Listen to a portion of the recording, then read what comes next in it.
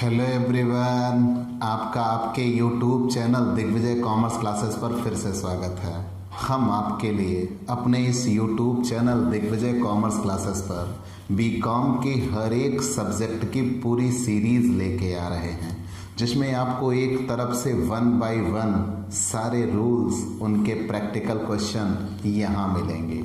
मतलब आपकी पूरी पढ़ाई आपकी शर्तों पर होगी। उसी क्रम में हमने इनकम टैक्स की शुरुआत की और इनकम टैक्स के सबसे important lesson income from salary, और इनकम फ्रॉम सैलरी के सबसे इम्पॉर्टेंट टॉपिक जो थ्योरी और न्यूमेरिकल दोनों के लिए ही बहुत ज़्यादा इम्पॉर्टेंट है, परक्विजिट्स, अनुलाभ पर हम पहुंच चुके हैं। ठीक है, हमने आपको सभी कर्मचारियों के लिए कर योग्य अनुलाभ पढ़ा दिया था अपनी पिछली क्लास में। आज की क्लास में आप जानेंगे विशिष्ट कर्मचारियों के लिए कर योग्य अनुलाभ।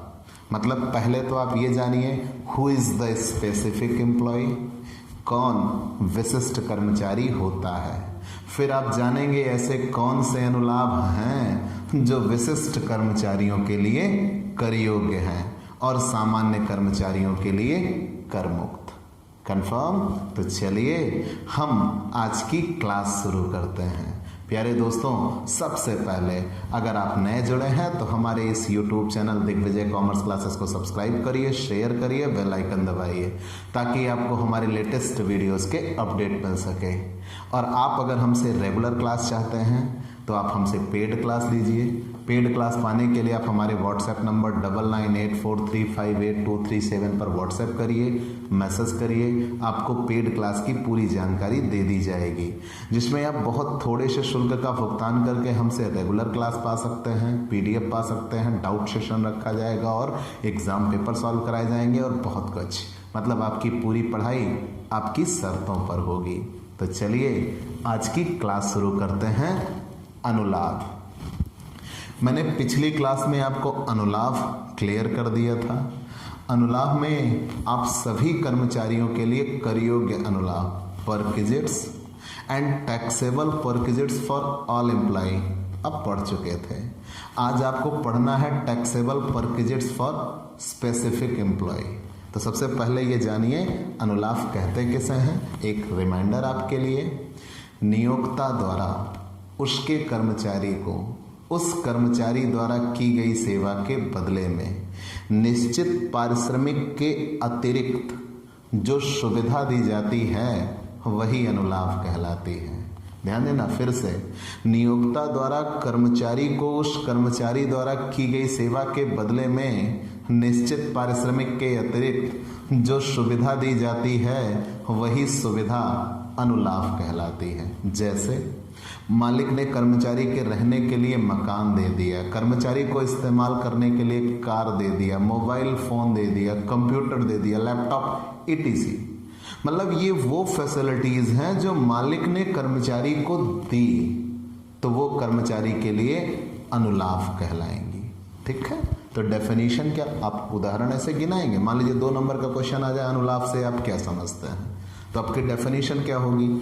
नियोक्ता द्वारा उसके कर्मचारी को उस कर्मचारी द्वारा की गई सेवा के बदले में निश्चित पारिश्रमिक के अतिरिक्त जो सुविधा दी जाती है वही सुविधा अनुलाभ कहलाती है। ठीक है, वही सुविधा अनुलाभ कहलाती है। आप कई अनुलाभ गिना देंगे। आगे बढ़ जाते हैं, ये कैसे होंगे, किस कैटेगरी के होंगे? तो कुछ अनुलाभ ऐसे हैं जो सभी कर्मचारियों के लिए कर योग्य अनुलाभ हैं। जैसे किराया मुक्त मकान, रियायती दर पर मकान की सुविधा, कर्मचारी के दायित्व की नियोक्ता द्वारा पूर्ति, सीमांत अनुलाभ या सीमांत सुविधाएं, ये सब हम आपको पीछे बता चुके हैं। आज आपको पढ़ना है विशिष्ट कर्मचारियों के लिए कर योग्य अनुलाभ। मालिक द्वारा कर्मचारी को कुछ ऐसी भी सुविधाएं दी जाती हैं जो कर्मचारी अगर विशिष्ट होगा तो उसके लिए कर योग्य होगा, और अगर कर्मचारी सामान्य होगा तो उसके लिए कर मुक्त होगा। मुद्दा यह है कौन सा कर्मचारी विशिष्ट होगा और कौन सा कर्मचारी सामान्य, हम कैसे जानेंगे? जनरली ये सोच बनती है अगर वो छोटे लेवल पे है, मतलब निम्न तबके का कर्मचारी कह लो, पियून कह लो, क्लर्क कह लो, तो आप उसे छोटे लेवल का कर्मचारी कहते हो, तो उसे आप कह दोगे कि ये सामान्य कर्मचारी है। दरोगा वरोगा हुआ तो, या आईएएस वगैरह हुआ तो तब आप कह देंगे भाई हायर लेवल। नहीं बेटा, ऐसा नहीं कहना। मतलब ये नहीं है कि कोई काला हुआ, कोई गोरा हुआ, या किसी के मान के चलिए पद प्रतिष्ठा के अनुरूप, ऐसा नहीं कहते। इनकम टैक्स इन बातों को नहीं मानता। तो विशिष्ट कर्मचारी कौन है, आप ये सोचिए। मैंने ये कहा हमें जानना है अनुलाभ। नियोक्ता द्वारा उसके कर्मचारी को उस कर्मचारी द्वारा की गई सेवा के बदले में निश्चित पारिश्रमिक के अतिरिक्त जो सुविधाएं दी जाती हैं उसे अनुलाभ कहते हैं। वे कौन से अनुलाभ होंगे जो विशिष्ट कर्मचारियों के लिए कर योग्य होंगे, वही हमें जानने हैं। मुद्दा ये नहीं है कि वो कौन से अनुलाभ हैं जो विशिष्ट कर्मचारियों के लिए कर योग्य हैं। सबसे पहले मुद्दा ये है कि विशिष्ट कर्मचारी होता कौन है। ठीक, तो कोई भी कर्मचारी विशिष्ट हो सकता है। ध्यान देना मैं क्या कहने जा रहा हूँ। ये 10 नंबर का क्वेश्चन बनता है, who is the specific employee. ठीक है, विशिष्ट कर्मचारी कौन है बताइए। तो आप उसके रंग रूप के अनुसार नहीं, उसकी पद प्रतिष्ठा के अनुसार नहीं, ठीक है, आप उसकी जॉब लेवल के आधार पर नहीं। बस ये ध्यान रखिएगा कि कोई भी कर्मचारी, ध्यान देना मैं डेफिनेशन दे रहा हूं और इनकम टैक्स में किसी चीज की कोई डेफिनेशन नहीं है।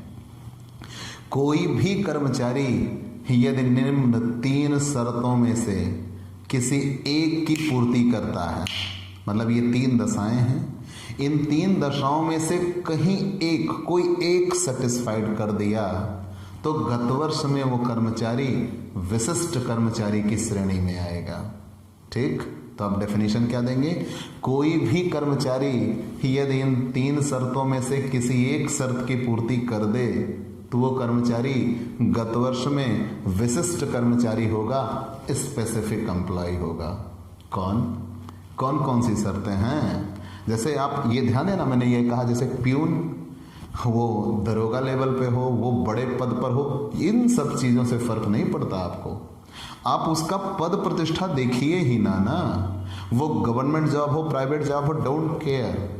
आपको ये ध्यान देना है, ये 3 शर्तें हम बताने चल रहे हैं।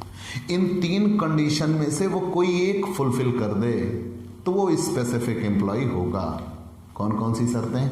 पहली शर्त, वो नियोक्ता कंपनी में संचालक के पद पर हो, मतलब जिस कंपनी में वो काम कर रहा है वही उसकी नियोक्ता कंपनी हुई। ठीक है, एम्प्लॉयर कंपनी, मतलब जिस कंपनी ने उसको काम दिया है। अगर वो उस कंपनी में डायरेक्टर के पद पर है तो वो स्पेसिफिक एम्प्लॉय है। ठीक है, कोई भी, फिर से ध्यान देना, विशिष्ट कर्मचारी कौन? Who is the specific employee? अगर वो नियोक्ता कंपनी में संचालक के पद पर है तो वो विशिष्ट कर्मचारी होगा, स्पेसिफिक एम्प्लॉय होगा। कंफर्म? डन।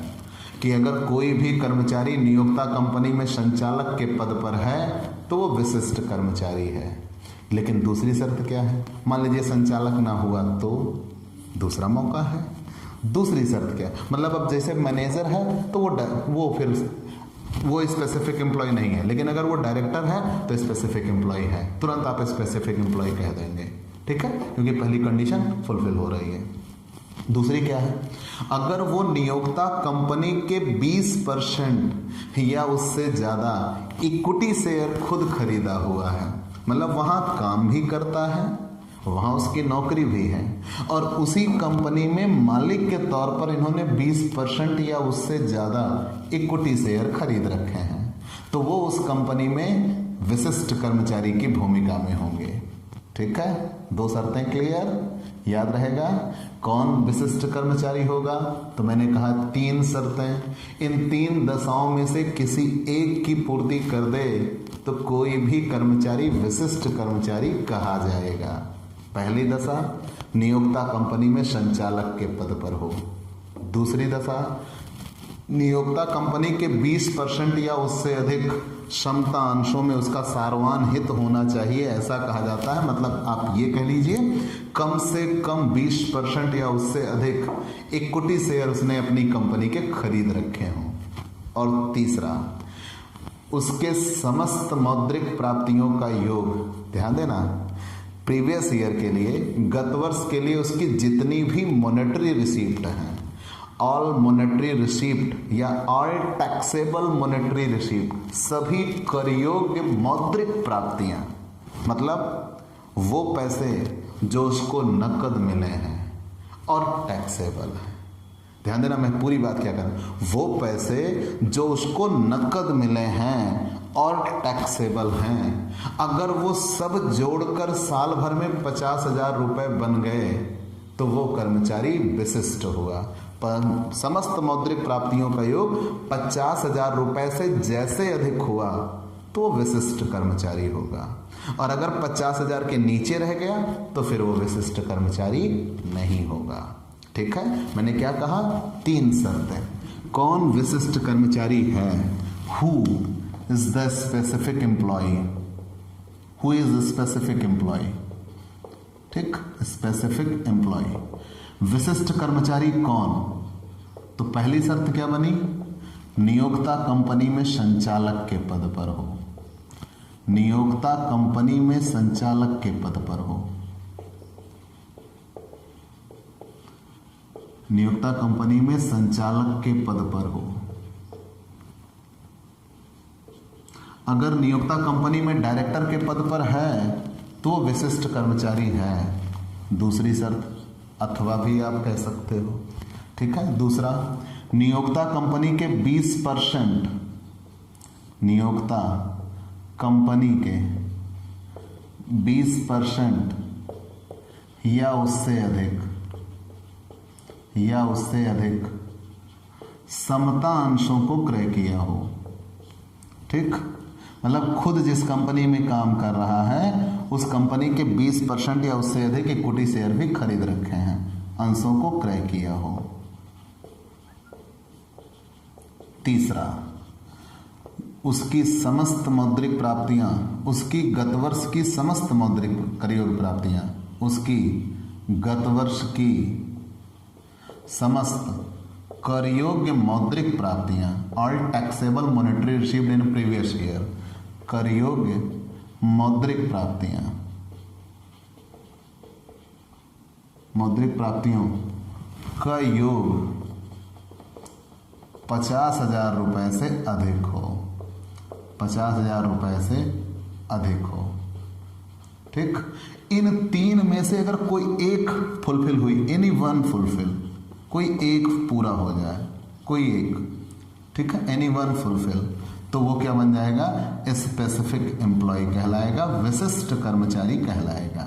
लेकिन ध्यान देना बेटा, यहां पर आपको कंडीशंस क्या क्या मिल रही हैं। मैंने कहा इन 3 शर्तों में से किसी एक की पूर्ति कर दे, चाहे जिसकी, तो वो कर्मचारी विशिष्ट कर्मचारी होता है। नियोक्ता कंपनी में संचालक के पद पर हो, जिस कंपनी में काम कर रहा है वहां वो डायरेक्टर है, हो गया स्पेसिफिक एम्प्लॉय। अगर डायरेक्टर नहीं है तो जिस कंपनी में काम कर रहा है उस कंपनी के 20% या उससे ज़्यादा इक्विटी शेयर खरीदे हों, तब भी वो स्पेसिफिक एम्प्लॉय कहलाएगा। अगर ये दोनों नहीं हैं तो हम उसकी टैक्सेबल मॉनेटरी रिसीप्ट देखेंगे, साल भर में उसको जितने चीज़ें कैश में मिली हैं, जैसे ये 50,000 में क्या क्या आएगा, ध्यान देना, इस 50,000 की गणना में क्या क्या शामिल करेंगे, ठीक है। मौद्रिक प्राप्तियों में क्या क्या शामिल करेंगे, मतलब जो चीजें मुद्रा में मिल रही है, मौद्रिक प्राप्तियों में क्या क्या शामिल होगा, तो मौद्रिक प्राप्तियों में वेतन शामिल होगा, जिसे मूल वेतन कहता है, मतलब मूल वेतन शामिल होगा, बोनस शामिल होगा, कमीशन शामिल होगा, सभी कर योग्य भत्ते शामिल होंगे, ऑल टैक्सेबल अलाउंसेस, सभी कर योग्य भत्ते शामिल होंगे। लेकिन ध्यान रहे, मनोरंजन भत्ता की जितनी छूट मिलती है वो घटा दी जाएगी, मनोरंजन भत्ते की छूट घटा दी जाएगी, और आगे अभी आप नियोजन कर की छूट पढ़ेंगे वो भी घटा दी जाएगी। ये चीजें घटा देने के बाद जो बचता है, अगर वो 50,000 रुपए से अधिक है तो वो कर्मचारी विशिष्ट कर्मचारी होगा, अन्यथा वो कर्मचारी विशिष्ट नहीं होगा। बात ये नहीं है बेटा, बात ये है मान लो गत वर्ष में उसके 2 या 3 मालिक रहे हों तो सभी कर्मचारियों, सभी मालिकों से उसको जितना पैसा मिला सबका ग्रैंड टोटल करेंगे। अगर वो ग्रैंड टोटल साल भर के लिए 50,000 से अधिक हो गया तो वो विशिष्ट कर्मचारी कहलाएगा। ठीक है, तो पूरी बात आपने क्या जान ली? रिमाइंडर, इतना आपको रिमाइंड करना है। अनुलाभ पढ़ रहे हैं, सैलरी में सब कुछ है बेटा, हर आनंद आपको मिलेगा, बशर्ते आप अपने ट्रैक से भटकिए नहीं। जितनी बार आपको रिमाइंड कराया जाए उतना आपके लिए बेहतर होगा। ठीक है, तो अनुलाभ नियोक्ता द्वारा उसके कर्मचारी को उस कर्मचारी द्वारा की गई सेवा के बदले में निश्चित पारिश्रमिक के अतिरिक्त जो सुविधाएं दी जाती हैं वही सुविधा अनुलाभ कहलाती हैं। ठीक है, कि नियोक्ता द्वारा उसके कर्मचारी को उस कर्मचारी द्वारा की गई सेवा के बदले में जो निश्चित पारिश्रमिक के अतिरिक्त सुविधा दी जाती हैं उन्हीं सुविधा को अनुलाभ कहते हैं। तो विशिष्ट कर्मचारियों के लिए कर योग्य अनुलाभ कौन से हैं? कुछ अनुलाभ ऐसे हैं जो मालिक द्वारा दिए जाते हैं और कर्मचारी अगर विशिष्ट कर्मचारी होगा तो कर योग्य होंगे, और अगर कर्मचारी सामान्य कर्मचारी हुआ तो कर योग्य नहीं होंगे। ठीक है, सामान्य कर्मचारी हुआ तो कर योग्य नहीं होंगे, केवल विशिष्ट कर्मचारी के लिए कर योग्य होंगे।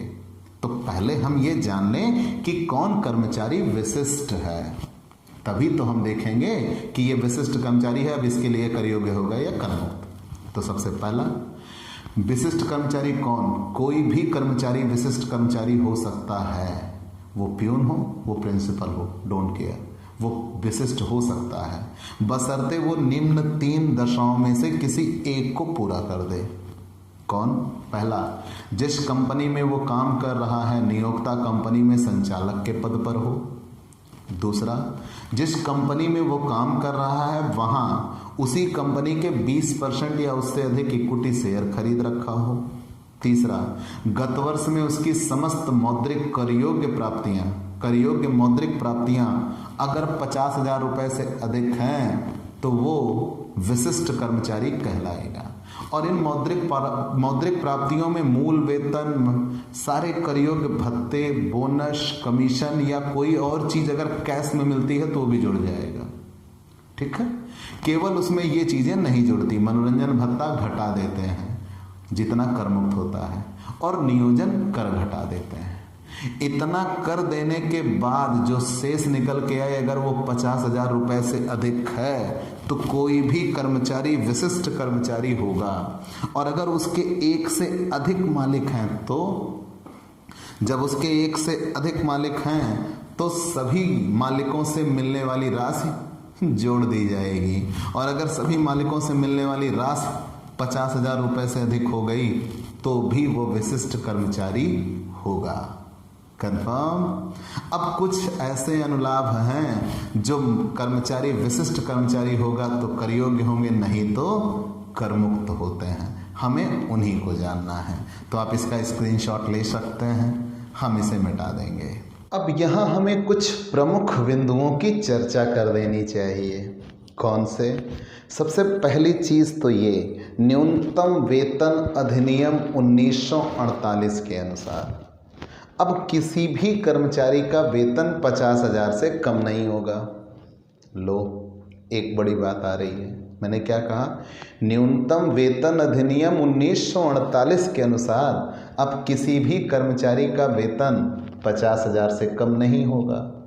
अब अगर किसी भी कर्मचारी का वेतन 50,000 से कम नहीं होगा तो सभी कर्मचारी विशिष्ट कर्मचारी होंगे। तो बेटा, आयकर अधिनियम 1961 में अभी न्यूनतम वेतन के संदर्भ में कोई प्रावधान बदले नहीं गए हैं, इसलिए अभी भी हम सामान्य कर्मचारी और विशिष्ट कर्मचारी के आधार पर पढ़ेंगे और क्वेश्चन सॉल्व करेंगे। ठीक है, तो ये न्यूनतम वेतन की बात अभी आयकर अधिनियम 1961 में संशोधन नहीं हुआ है। ठीक है, तो आगे बढ़ते हैं। वो कौन से अनुलाभ होंगे जो विशिष्ट कर्मचारियों के लिए कर योग्य होंगे, हम उनकी चर्चा करते हैं। मतलब वो सामान्य कर्मचारी के लिए तो कर मुक्त हैं। सामान्य कर्मचारी मतलब अगर वो विशिष्ट कर्मचारी नहीं होता तो उसके लिए कर मुक्त हैं, और अगर विशिष्ट कर्मचारी हो गया तो कर योग्य। कौन कौन से? सबसे पहला और सबसे डेंजरस, कार की सुविधा। कार की सुविधा। और अब मैं जितनी बातें बताऊं बेटा उतनी ध्यान से सुनना। कार की सुविधा, कार फैसिलिटी। मान लीजिए मालिक ने, ध्यान देना मैं शब्द कह रहा हूं, मालिक ने कर्मचारी को कार दिया है। अब चाहे मालिक कार खरीद कर दे या कार किराए पर ला कर दे, अगर मालिक ने कर्मचारी को प्रयोग करने के लिए कार की सुविधा दी है तो वो कर्मचारी के लिए कर योग्य होगी, बशर्ते कर्मचारी विशिष्ट कर्मचारी हो। और मान लीजिए कर्मचारी सामान्य कर्मचारी है तो मालिक ने उसको कार दिया तो वो कतई उसके लिए कर योग्य नहीं होगी, कर मुक्त होगी। तो मान लीजिए क्वेश्चन में हम देखेंगे कार की सुविधा, तो कार की सुविधा तुरंत सबसे पहले हम ये देखेंगे कर्मचारी सामान्य कर्मचारी है कि विशिष्ट। अगर कर्मचारी सामान्य कर्मचारी है तो कार की सुविधा पूरी कर मुक्त हो जाएगी, वहीं पे छोड़ देंगे।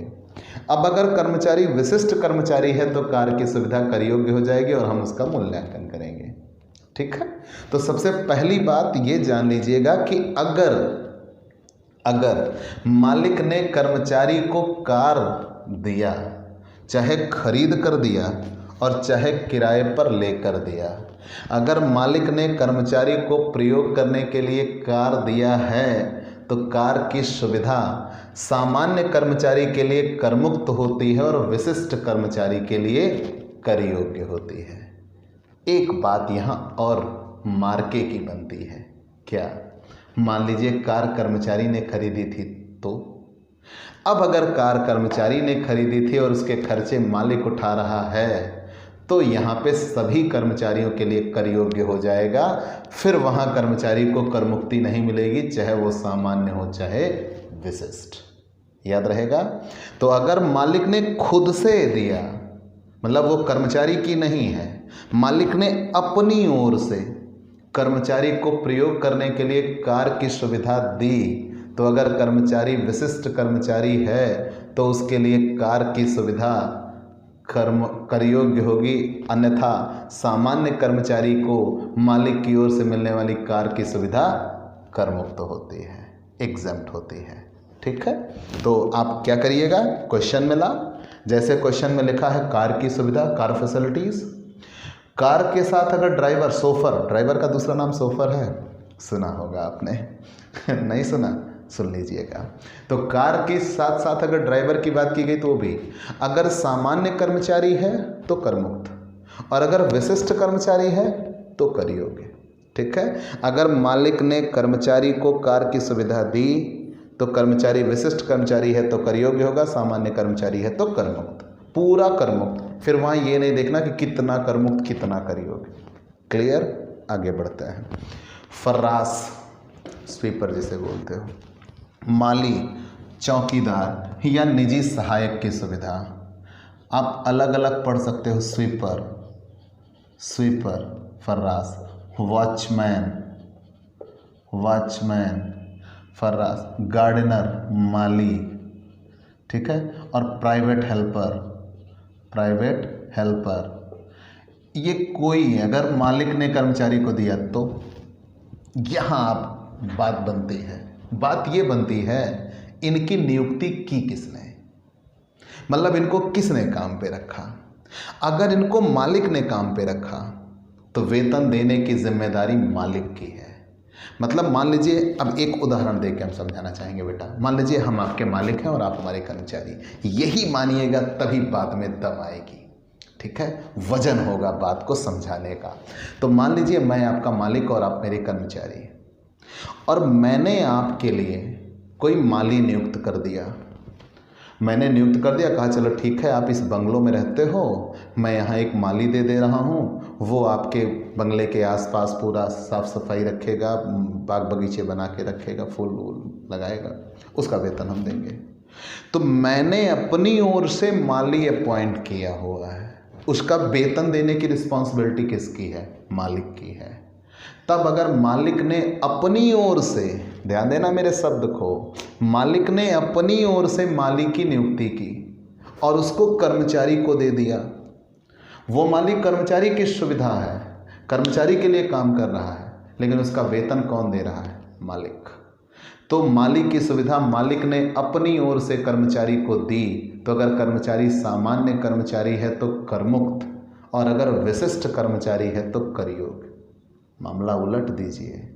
अगर माली पहले कर्मचारी ने रखा था, मान लीजिए मालिक आया, देखा भाई बहुत अच्छा बाग बगीचा लगा है तुम्हारे यहाँ, कैसे भाई?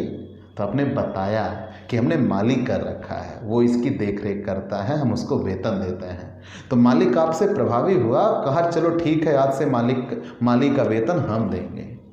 अब माली की सुविधा देने लगा। जब मालिक ने गार्डनर की फैसिलिटी देनी शुरू कर दी तो वो आपके लिए परक्विजिट्स बन गया, अनुलाभ बन गया, लेकिन उस मालिक को नियुक्त आपने किया था। वेतन देने की जिम्मेदारी आपकी थी, लेकिन आपकी ओर से वेतन दे कौन रहा है? मालिक। तो ये सभी कर्मचारियों के लिए कर योग्य होगा और इसमें आ जाएगा। ठीक है, तो आप सबसे पहले क्या देखिएगा, उसको अपॉइंट किसने किया।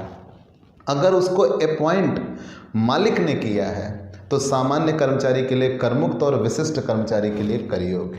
और अगर उसको अपॉइंट स्वयं कर्मचारी ने खुद किया था तो दोनों ही दशाओं में कर योग्य होगा, चाहे कर्मचारी सामान्य हो चाहे विशिष्ट हो।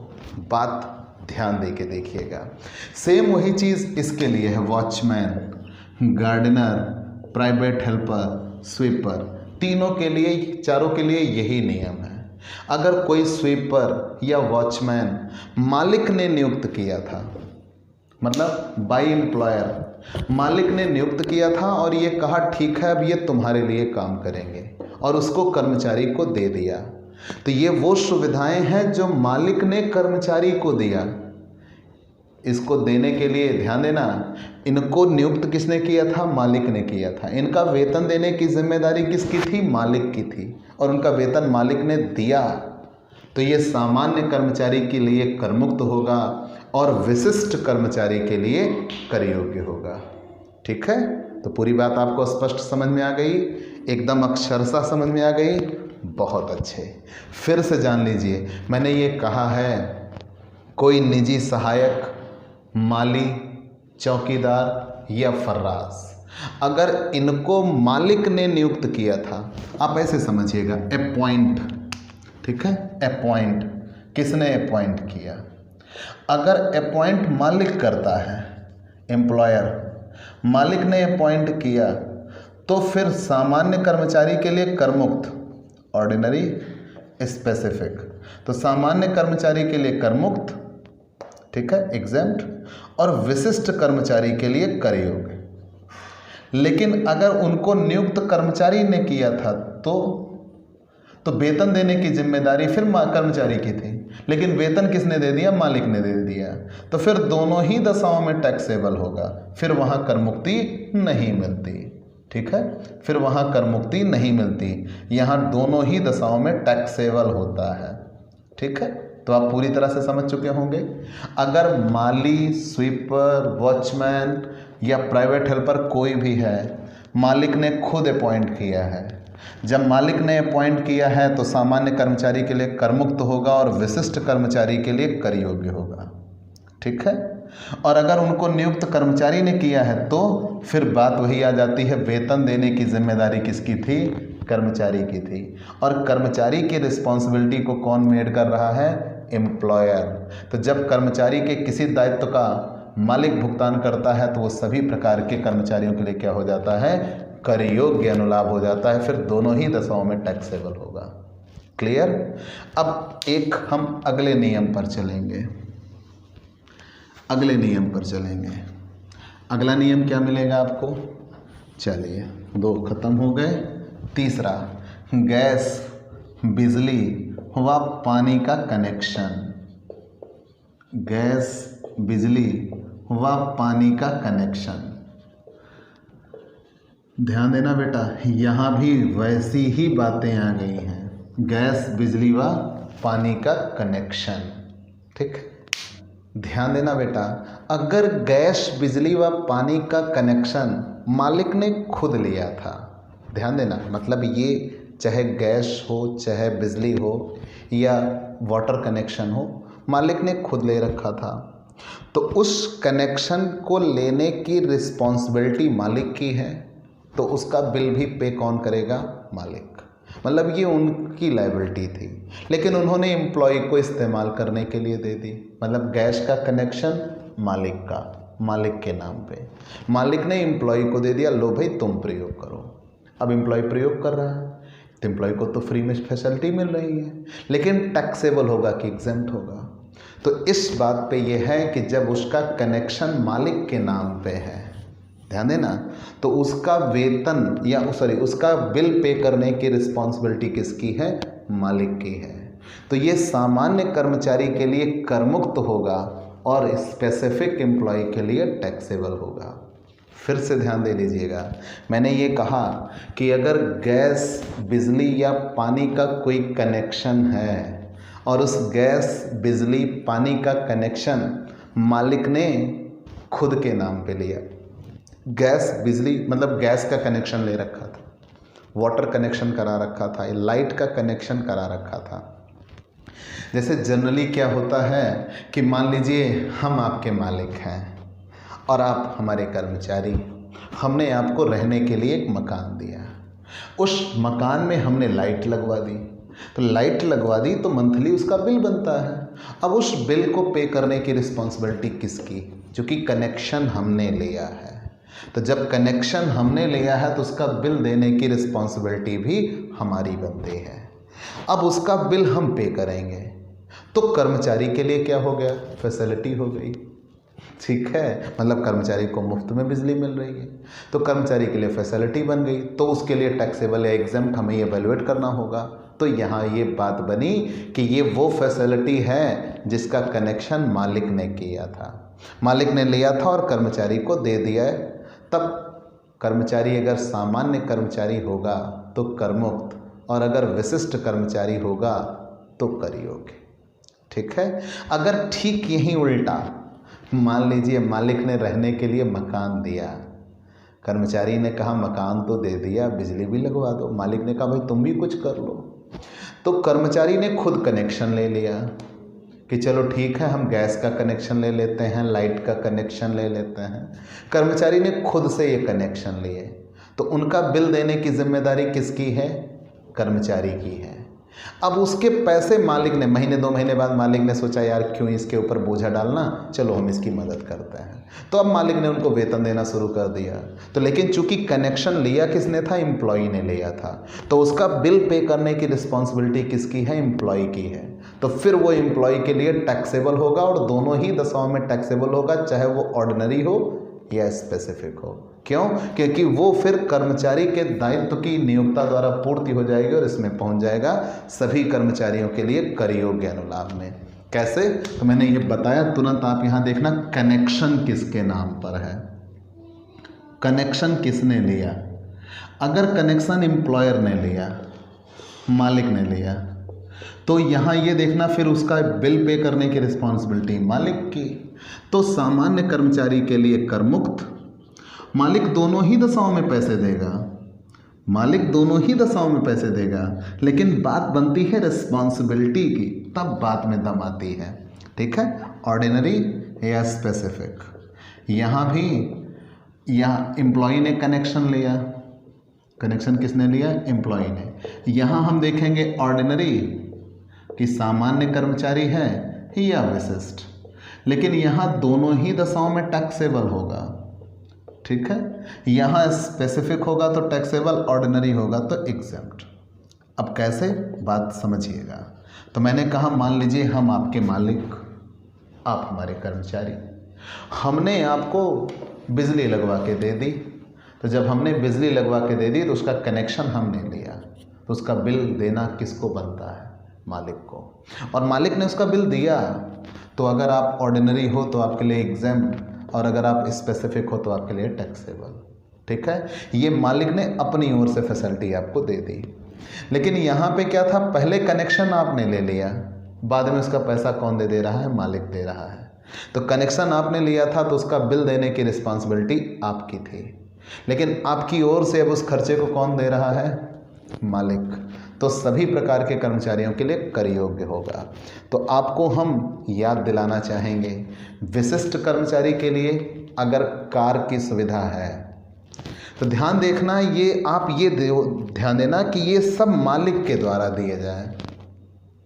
कार की सुविधा अगर मालिक ने कर्मचारी को दिया तो सामान्य कर्मचारी होगा तो कर मुक्त, और विशिष्ट कर्मचारी होगा तो कर योग्य। ठीक है, फिर वहाँ कोई कर मुक्ति नहीं, विशिष्ट कर्मचारी के लिए कर योग्य, सामान्य कर्मचारी के लिए कर मुक्त। ठीक है, कार की सुविधा। लेकिन मान लीजिए कार के अलावा फिर नौकर, निजी सहायक कह लीजिए, निजी सहायक, फर्रास, माली, सफाई कर्मचारी, वॉचमैन, अगर ये दिया तो जब इन सब को दिया तो इनके लिए भी देखा जाएगा नियुक्ति किसने की।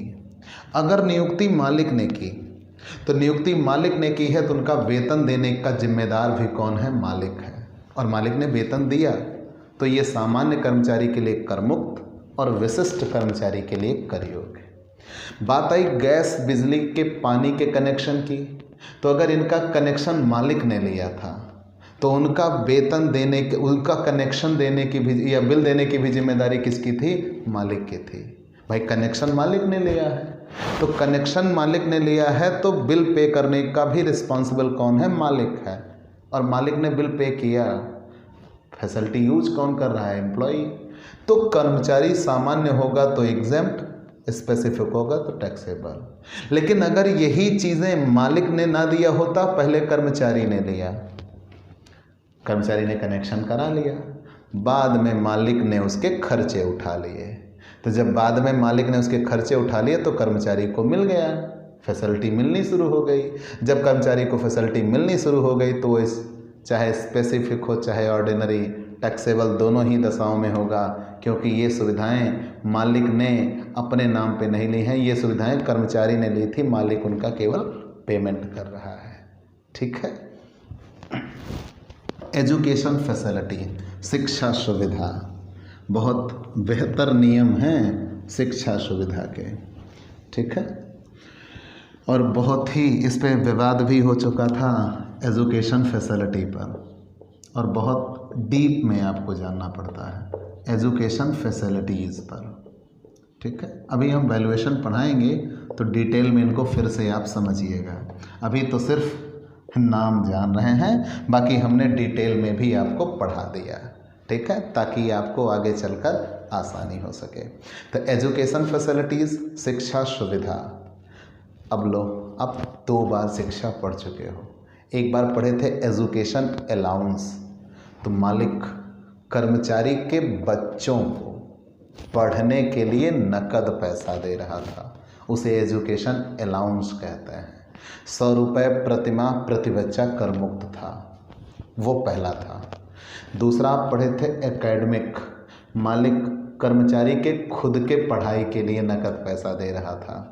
ठीक है, उसे एकेडमिक अलाउंस पढ़े कहे थे, और ये उस सीमा तक कर मुक्त थे, मतलब जिस काम के लिए दिए गए थे उसी काम के लिए आप जितना खर्च करते वो उतना एग्जेम्प्ट हो जाता। अगर आप कुछ बचा लेते तो वो टैक्सेबल हो जाता। मतलब आप कितने पढ़ चुके हो, 2। तो ये तीसरा क्या आया, अगर मान लीजिए मालिक कर्मचारी के बच्चे को पढ़ने के लिए नकद पैसा दे तो वो भत्ता, लेकिन कर्मचारी के बच्चे का किसी स्कूल में नाम लिखा दे तो वो फैसिलिटी बनती है, उसे हम शिक्षा सुविधा कहते हैं। ठीक है, तो याद रखिएगा, अगर मालिक ने कर्मचारी के बच्चे को पढ़ने के लिए कोई शिक्षा सुविधा दी, कोई भी फैसिलिटी, अब ये फैसिलिटी भारत में भी दी जा सकती है, भारत के बाहर भी दी जा सकती है। तो क्लियर कट, अगर भारत के बाहर दी गई है तो टैक्सेबल। ठीक है, अगर मालिक ने कर्मचारी के बच्चे को पढ़ने के लिए फैसिलिटी इंडिया के बाहर दी है तो टैक्सेबल, सीधा उसके वेतन में जोड़ दिया जाएगा, चाहे जिस टाइप का कर्मचारी होगा। ठीक है, आगे बढ़ जाते हैं। और अगर ये फैसिलिटी इंडिया में दी गई है तो नियम है, नियम है। ठीक है। क्या? पहली चीज़ तो सामान्य कर्मचारी के लिए कर मुक्त, सामान्य कर्मचारी के लिए कर मुक्त, चाहे वो जितनी हो। ठीक, मैंने क्या बताया? अगर मालिक ने कर्मचारी के बच्चे को पढ़ने के लिए एजुकेशन फैसिलिटी दी और भारत के बाहर दी, ठीक है। शिक्षा सुविधा का मतलब क्या? कोई स्कूल है, इंस्टीट्यूट है, उसमें कर्मचारी के बच्चे का नाम कौन लिखा रहा है? मालिक। उसके पढ़ने का खर्च कौन उठा रहा है? मालिक। कर्मचारी से कोई लेना देना नहीं। अगर उसी बात के लिए कर्मचारी के हाथ पे पैसे रख दिए जाएं तो वो भत्ता हो गया। यहाँ पैसे नहीं दिए गए, नाम लिखा दिया गया, ठीक है। तो मालिक के बहुत से स्कूल वगैरह अगर चल रहे हों तो उसमें अपने एम्प्लॉयज़ के बच्चों को पढ़ाता है, वो फैसिलिटीज़ मिल जाती हैं। या उसके किसी स्कूल से टाई अप हों, वहाँ दे सकता है, ठीक है। ये चीज़ें होती हैं। तो अगर मालिक ने कर्मचारी के बच्चे को पढ़ने की सुविधा दी, वो चाहे भारत में दी या भारत के बाहर, तो अगर शिक्षा सुविधा भारत के बाहर दी गई तो टैक्सेबल, सबके लिए टैक्सेबल। और अगर वो शिक्षा सुविधा भारत में दी गई तो नियम है। नियम क्या है? सामान्य कर्मचारी के लिए कर मुक्त। अगर वो विशिष्ट कर्मचारी है तो वहाँ भी कर मुक्त है। अगर शिक्षा सुविधा किसी ऐसे स्कूल में दी गई और शिक्षा का व्यय 1000 रुपये प्रति माह प्रति बच्चे से ज़्यादा नहीं होता तो कर मुक्त होगा। मतलब 1000 रुपये प्रति माह प्रति बच्चा तक कर मुक्त होगा, और अगर उससे अधिक हुआ तो टैक्सेबल, फिर 1000 की भी कर मुक्ति नहीं मिलती। मतलब 1000 है तो पूरा कर मुक्त, और अगर 1001 रुपये हो गया तो पूरा कर योग्य, ठीक है ना। दिलचस्प नियम, फिर कर मुक्ति नहीं आती। तो नियम क्या है? अगर शिक्षा सुविधा एजुकेशन फैसिलिटी भारत में दी गई, सामान्य कर्मचारी के बच्चे को दिया गया तो फुल्ली एग्जेम्प्ट, विशिष्ट कर्मचारी को दिया गया तो अगर उस शिक्षा की सुविधा की लागत 1000 रुपये प्रति माह प्रति बच्चे तक है तो एग्जेम्प्ट, और अगर 1000 रुपये से अधिक है तो टैक्सेबल, फिर पूरा टैक्सेबल, फिर 1000 की कर मुक्ति नहीं मिलती। लेकिन बेटा यहाँ विवाद है, आज तक मुझे मिला नहीं कि अधिकतम कितने बच्चों की बात की जाए, लेकिन मेरा अपना मानना है अधिकतम कितने बच्चों की ही आप लगाइएगा, 2 बच्चों की छूट मिलेगी, उससे ज़्यादा की छूट नहीं मिलेगी, ठीक है। तो नियम क्या बना? अगर शिक्षा सुविधा मालिक ने कर्मचारी के बच्चे को पढ़ने की सुविधा दी, विदेश में दी, तो सभी कर्मचारियों के लिए कर योग्य। अगर वो शिक्षा सुविधा भारत में दी गई तो सामान्य कर्मचारी के लिए कर मुक्त और विशिष्ट कर्मचारी के लिए कर योग्य होगा। लेकिन कितना? तो उसमें भी है, अगर शिक्षा की सुविधा की लागत 1000 रुपये प्रति माह प्रति बच्चा से कम है तो कर मुक्त, और अगर 1000 रुपये प्रति माह प्रति बच्चा से अधिक है तो कर योग्य, फिर पूरा टैक्सेबल होगा। ये नहीं कि 1000 घट जाएगा, ठीक है। ये इतना विशेष रूप से ध्यान दीजिएगा, नहीं तो आप फंस जाएंगे। अंतिम है यातायात की सुविधा। तो एजुकेशन फैसिलिटीज़ पे आपने ध्यान दे लिया ना कि भारत के बाहर दी जाए या भारत के अंदर दी जाए। मालिक ने कर्मचारी के बच्चे को पढ़ने की सुविधा दी। अच्छा, एक बात और, अगर मान लीजिए बच्चे का नाम पहले एम्प्लॉय ने डलाया, बाद में फीस कौन दे रहा है? मालिक दे रहा है। कहा चलो ठीक है, फीस अब हम देंगे, तब फिर सभी कर्मचारियों के लिए टैक्सेबल होगा, क्योंकि कर्मचारी के दायित्व का भुगतान कौन करेगा? मालिक करेगा। कंफर्म? तो याद रखिएगा, कोई ऐसी रिस्पॉन्सिबिलिटी जो कर्मचारी की थी लेकिन उस रिस्पॉन्सिबिलिटी को कौन उठा रहा है? मालिक। तो वो सभी प्रकार के कर्मचारियों के लिए कर योग्य बनता है, ठीक है। आगे बढ़ते हैं, लास्ट वन, यातायात की सुविधा। यातायात की सुविधा, ठीक है, ट्रांसपोर्ट फैसिलिटी। आपने ट्रांसपोर्ट पढ़ा था, ट्रांसपोर्ट अलाउंस पढ़ा था, यहाँ ट्रांसपोर्ट फैसिलिटी है। घर से ऑफिस, ऑफिस से घर आने जाने के लिए अगर मालिक कोई फैसिलिटी दे तो, आप भत्ता पढ़े थे, भत्ते में क्या पढ़े थे? घर से ऑफिस, ऑफिस से घर आने जाने के लिए अगर मालिक ने पैसा दिया, नकद पैसा दिया, तो वो सामान्य कर्मचारी के लिए 1600 रुपये प्रति माह, और अंधे कर्मचारी या अपंग कर्मचारी के लिए 3200 रुपये प्रति माह तक कर मुक्त था, ठीक है। क्लियर? फिर से जान लीजिए, ट्रांसपोर्ट अलाउंस क्या था? घर से ऑफिस, ऑफिस से घर आने जाने के लिए दिया जाता था, और सामान्य कर्मचारी के लिए 1600 रुपये प्रति माह तक कर मुक्त था। अंधे या अपंग के लिए 3200 रुपये प्रति माह तक कर मुक्त था। क्लियर? लेकिन ये ट्रांसपोर्ट फैसिलिटी क्या है? मान लीजिए मालिक यातायात की सुविधा में हो, या बहुत से ऐसे अब संस्थान हैं जिन्होंने अपनी खुद की बसें चलवा दी अपने कर्मचारियों को ढोने के लिए, तो उन्होंने कर्मचारी को यातायात की सुविधा दे दी। ध्यान देना, यातायात की सुविधा दे दी। तो यहाँ आप ये देखिएगा, सबसे पहला टॉपिक, अगर यातायात की सुविधा सामान्य मतलब मालिक है अपने कर्मचारी को घर तक ड्रॉप करता है और अगले दिन घर से उठा के ऑफिस तक पहुंचाता है, मतलब घर से ऑफिस, ऑफिस से घर आने जाने के लिए मालिक ने बसें वगैरह चलवा रखी हैं, जैसे हमारे एचएल में होता है। तो एचएल के जितने भी एम्प्लॉय होते हैं, ये स्पेशली उनके बच्चे तक उनके आने जाने के लिए बसें चल रखी हैं, वो फ्री में आते हैं, फ्री में जाते हैं। तो अगर मान लीजिए मालिक ने घर से ऑफिस, ऑफिस से घर आने जाने के लिए बसें दे दी, तो उसे ट्रांसपोर्ट फैसिलिटी कहा जाएगा। अगर ये सामान्य कर्मचारी को सुविधा मिली है तो एग्जेम्प्ट, अगर विशिष्ट कर्मचारी को मिली है तो टैक्सेबल। ठीक है, अगर मालिक ने कर्मचारी के घर से ऑफिस, ऑफिस से घर आने जाने के लिए कोई फैसिलिटी दी, ठीक है, तो वो मालिक खुद की बसें चलवा सकता है। तो इस पर कितना टैक्सेबल, कितना एग्जेम्प्ट? मैंने कहा सामान्य कर्मचारी के लिए तो एग्जेम्प्ट हुआ, विशिष्ट कर्मचारी के लिए टैक्सेबल हुआ। कितना टैक्सेबल होगा? तो अगर उसी रूट पे कोई दूसरा यात्रा करता, ट्रैवल करता, तो उससे जितना भाड़ा लिया जाता वही उतना उसके लिए माना जाएगा और उसके वेतन में जोड़ दिया जाएगा। जैसे तुम हमारे कर्मचारी हो, तुम्हें हम फ्री में ले जा रहे हैं, कोई दूसरा तुम्हारे साथ जा रहा है, उसका भाड़ा 100 रुपये पड़ता है, तो वही 100 रुपये आपके लिए भी माना जाएगा और वो 100 रुपये आपके वेतन में जोड़ दिया जाएगा। तो अगर मालिक ने कर्मचारी को घर से ऑफिस, ऑफिस से घर आने जाने की सुविधा दी, तो उसे यातायात की सुविधा कहते हैं।